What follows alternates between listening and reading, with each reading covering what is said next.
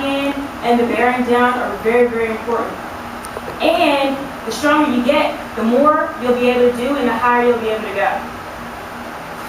So, with the previous exercise that I did, this guy right here, with my stomach puffed out, I can do them all day because I can't feel it in my stomach, right? I have a client who's been doing crunches, like really, really tough ones, for a really long time. She's like, yeah, I can do crunches. It's like, let me see.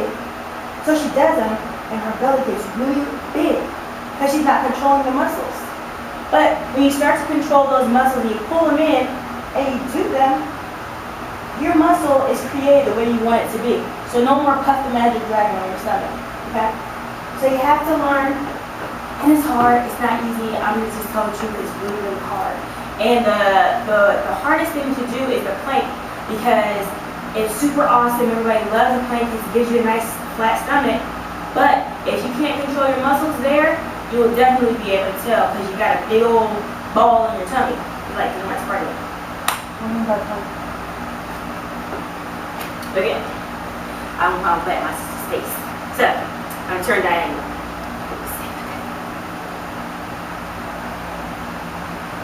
Okay, so I'm going to try. Okay, now I'm doing it and I'm not holding my stomach at all. But I did my stomach.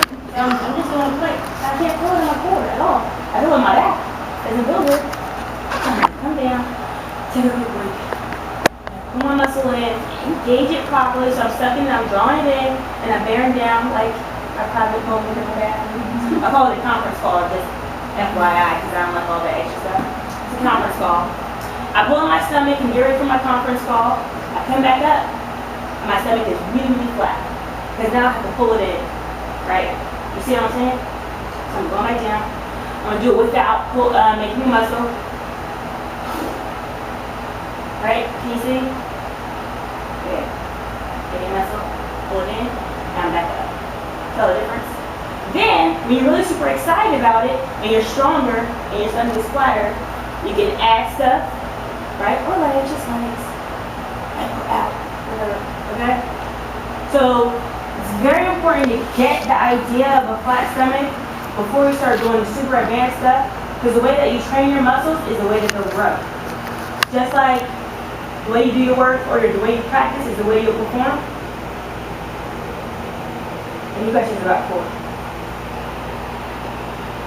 Does it help when you do the crunches like she was doing to try and think about your small of your back touching the floor? Yes. Is that kind of a... It does. As you pull in your stomach, you can tilt your pelvis. And this is how I always start with my clients as well. Because if I can stick my hand under there, then your back is not supported. So as you're doing all the awesome things that you're doing with your arms and your legs, your lower back is still having pain because it's not supported. So the way that you fix that, you tuck your pelvis in. Now I can't stick my hand under there. So my pelvis is tucked, so my butt is not all the way on the ground. And now my butt is going to work too. And now I get back to my crunches. And as I'm up here, I'm reaching. There's no tension in my neck and my shoulders because I'm pushing my fingertips towards my heels. Look at my muscles. Okay. Come back down.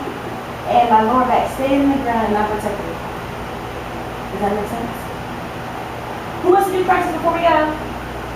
I'll show you. Come on in. Oh. I want to know how to do it. Yes. Doreen, you're next because you did not volunteer super a lot. You're like, no, I'm not. I just wasted the class. Thanks. I do crunch on the ball. Scoot down a little bit more towards your heels. Sweet. So you can relax your hands, relax your side. Nice. Take a nice deep breath in through your nose, out through your mouth. And as you do that exhale, keep that tummy nice and flat and make a muscle. Make a muscle. Ooh, look at you, can't breathe now. There you go. I do everything all at once? Yeah, I know, right? That's good. Okay, do that. Well, watch that neck, not too high. Just a little bit. Down. Tiny little crunches right there. And that tummy is starting to puff out, so I want you to make sure that you keep it flat. Ready and up. Good. Those reach right down to the bottom of those heels. Not too high. Good. Inhale, exhale. Nice. Keep that muscle contracted when you go back down. Right here. Relax. Right here. Good. Keep that muscle tight right here. Right here. Keep it tight. And up again. Nice. Keep it nice and flat. So you don't actually go down and rest. Don't rest. No, you want to make sure that muscle stays contracted the whole time. Not too high. Up, down here, right here. Don't rest. And up again. Right here. Don't come too high. Nice. A little slower. Breathe out. Good. Flatter. A little bit flatter. Second hand. Right there. How's that? Hard. Yeah. It's hard to do it right. You have to think about it. It is a lot of fun. And that's where I was talking about motor learning. The more your muscle learns the right way to do things, you're like, oh, sweet. So when you start to get better, or you hear my voice in your head and suck your stomach in, then you're like, oh, this is sweet. And now you have the motor development to keep doing it the right way. And everybody's saying, oh my gosh, it doesn't feel right. My stomach isn't in. You look down and it's not. Or your knees are starting to cave in because you're tired, or your legs are starting to shake, so your knees are coming over your toes. So your body's like, no, that doesn't feel right. Go back the other way. Do the right way. Can you wear a belt or like a support, like a back No. brace? No, I don't like those. And this is the reason why. Nothing against the producers of that awesome thing, right? But if you have a girdle on, right? You have a girdle on, what's keeping your muscles from doing the things that they're doing? They need to be doing. So the girdle's holding it, these muscles aren't working. Exactly. So it's great to have it outside here when you've got your cute little dress on. You want to make sure everything's looking right. But when you come to the gym, your girdle is your internal and external obliques, your transverse abdominis, your external muscles. This is your girdle right here. And all the muscles in your back, your lats, all this stuff right here, that's your girdle. So when you come to the gym, be free. There are no guys here. You don't have to worry about somebody judging your belly because everybody has a belly. So just make sure that you're careful. And the whole back brace thing, unless you have like a doctor saying, okay, wear this back brace for a couple weeks until you get more comfortable, make sure that you're doing the movements properly and you won't have to worry about having all that extra gear on. I have a client, I just finished with her this afternoon, and she's like 18, 19 years old. And she was used to wear the girdle to the gym, do everything with the girdle on. When we started training, I'm like, what's that? She's like, oh, it's to help me sweat more and to pull in my stomach. I'm like, oh, okay, well, take it off. Took it off and did abs that day. She was like, I can't do it. I'm like, you're right, you can't do it because you don't have any ab muscles. That thing was holding her body and she felt really secure, so she didn't need to use it. When your back starts hurting, if you don't have a girdle on, you're like, oh my gosh, something's wrong. I need to pull my stomach in. Anybody have any questions about that? I got a question. Does it matter your feet placement? Like, should your feet be straight or is it okay for them to be like this? Well, since you're pin toe, I would definitely say that's a little bit of muscle imbalance. Just slightly. When your feet are planted this way, that means that all the muscles, there's like two big muscles in your calves. Those muscles are properly balanced out. And the muscles that wrap around your leg, those guys are properly balanced out. So when they're here, unless you're doing a calf raise to make those the gastrocnemius, which is the big one, to make that stronger, then try to get this too. Try to get that muscle, those feet to go this way. That makes sense? When you are stretching, those feet point towards the ceiling.